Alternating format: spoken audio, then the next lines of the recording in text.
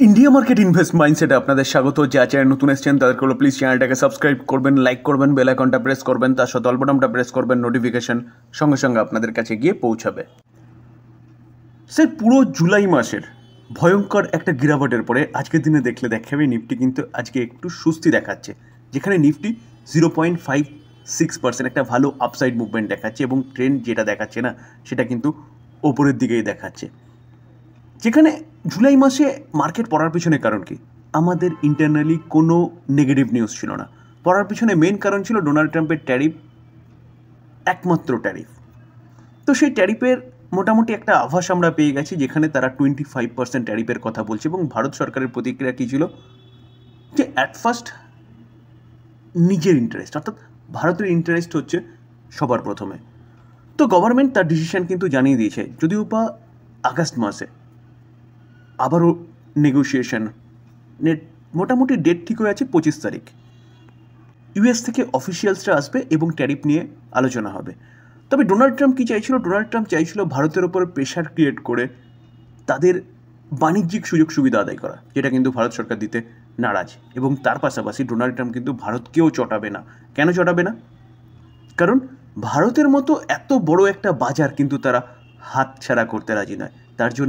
তার জন্যে দুই পক্ষেরই উইন উইন সিচুয়েশানে কিন্তু ট্রেড ডিল হতে পারে।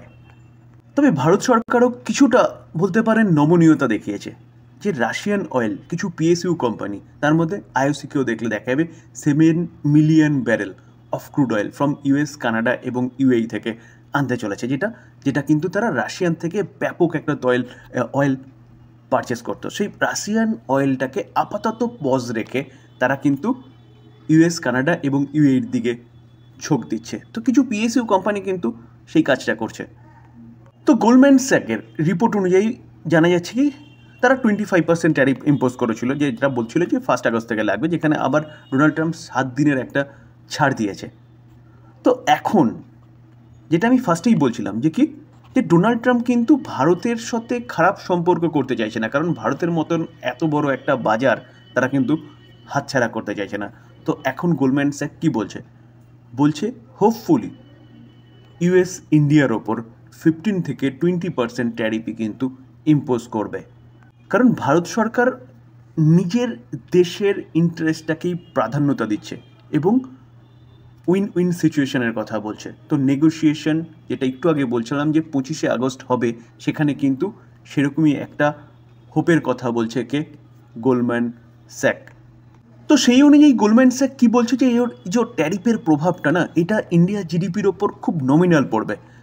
তো তারা ইন্ডিয়া জিডিপির প্রেডিকশান কী দিচ্ছে, যে রিয়েল জিডিপি থেকে কিন্তু বলছে কি 0.1% প্রবলেম হতে পারে কারেন্ট ফাইন্যান্সিয়াল ইয়ার, অর্থাৎ ক্যালেন্ডার ইয়ার 25-এ, এবং বলছে কি যে ক্যালেন্ডার ইয়ার 26-এ সেটা 0.2% হতে পারে। খুব সামান্য জিডিপি কমার কথা বলছে। কে বলছে স্যার?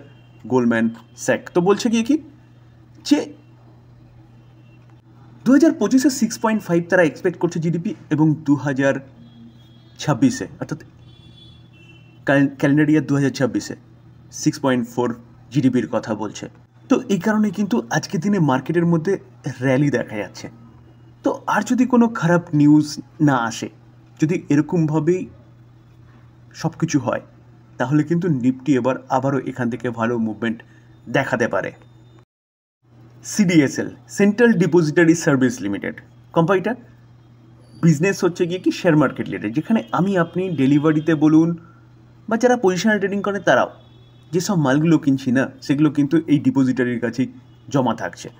তো দেখলে দেখা যাবে, দেখুন আজকের দিনে কোম্পানিটা আজকের দিনে প্রায় 4% মতন একটা ভালো মুভমেন্ট দেখিয়েছে, যেখানে লাস্ট 1 মাসে দেখলে দেখা যাবে কোম্পানিটা 13% মতন ডাউন সাইড মুভমেন্ট দেখিয়েছে। দেখানোর পিছনে কারণ হচ্ছে একটা তো মার্কেট ফল হয়েছিলই, যেখানে নিফটি সেন্সেক্স পড়েছে জুলাই মাস ধরে পুরোটাই ডোনাল্ড ট্রাম্পের ট্যারিফের জন্য।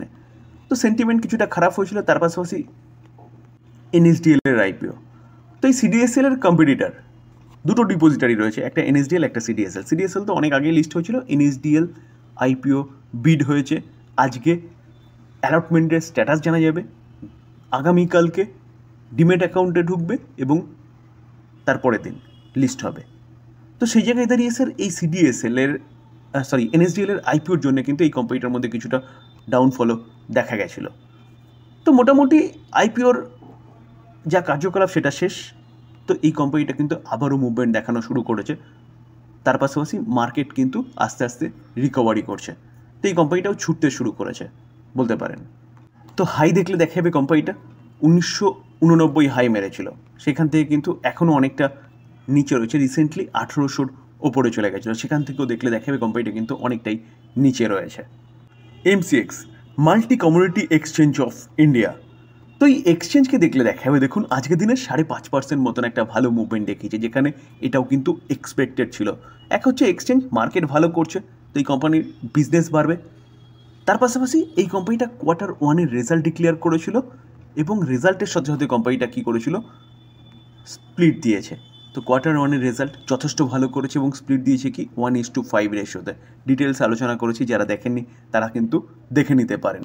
তো এই কারণে এই কোম্পানিটার মধ্যে আজকের দিনে একটা ভালো মুভমেন্ট লক্ষ্য করা যাচ্ছে। আদানি পাওয়ার সেগমেন্টের একটা দিগ্গজ কোম্পানি বলতে পারেন, যে এই কোম্পানিটাকেও দেখলে দেখাবে আজকের দিনে 1.24% একটা ভালো মুভমেন্ট প্রেজেন্ট করছে, যেখানে ফ্রাইডেতে ডিউরিং মার্কেটে এই কোম্পানিটা রেজাল্ট ডিক্লেয়ার করেছিল। রেজাল্টটা খুব একটা ভালো হয়নি এবং তার সাথে সাথে কিন্তু এই কোম্পানিটাও ফার্স্ট টাইম 1:5 রেশিওতে স্প্লিট দিয়েছে।